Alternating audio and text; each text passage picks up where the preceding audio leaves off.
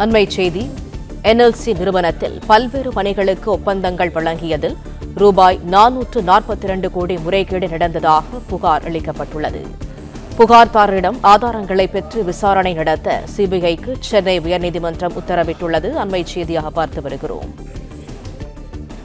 புகார்தாரர் தனது புகார் தொடர்பான முழு ஆதாரங்களை தாக்கல் செய்யவில்லை என சிபிஐ தரப்பில் தெரிவிக்கப்பட்டிருக்கிறது.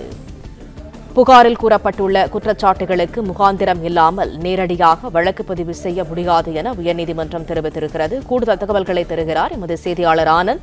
ஆனந்த், முழு விவரங்கள் என? வணக்கம்.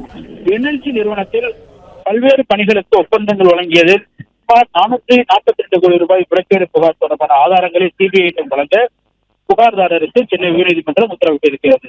நெய்வேலி பரப்பு நிலக்கரி நிறுவனத்தில் பல்வேறு கட்டுமான பணிகளுக்கு ஒப்பந்தங்கள் வழங்கியதில் 442 கோடி ரூபாய் அளவிற்கு முறைகேடு நடந்திருப்பதாக கூறி கடலூரைச் சேர்ந்த மணிகண்டன் என்பவர் சிபிஐயிடம் புகார் அளித்தார். இந்த புகார் மீது எந்த நடவடிக்கையும் எடுக்காதால் தனது புகார் மீது வழக்கு பதிவு செய்ய உத்தரவிட வேண்டும் என கூறி அவர் சென்னை உயர்நீதிமன்றத்தில் மனு தாக்கல் செய்திருந்தார்.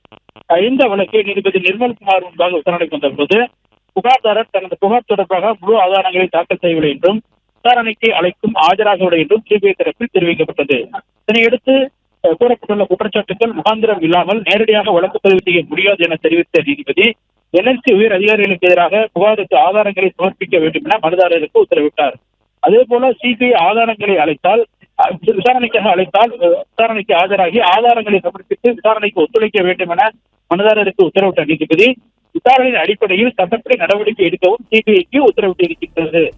பிளே ஸ்டோர் மற்றும் ஆப் ஸ்டோரில் இருந்து பாலிமர் செயலியை QR கோடு மூலம் பதிவிறக்கம் செய்யுங்கள்.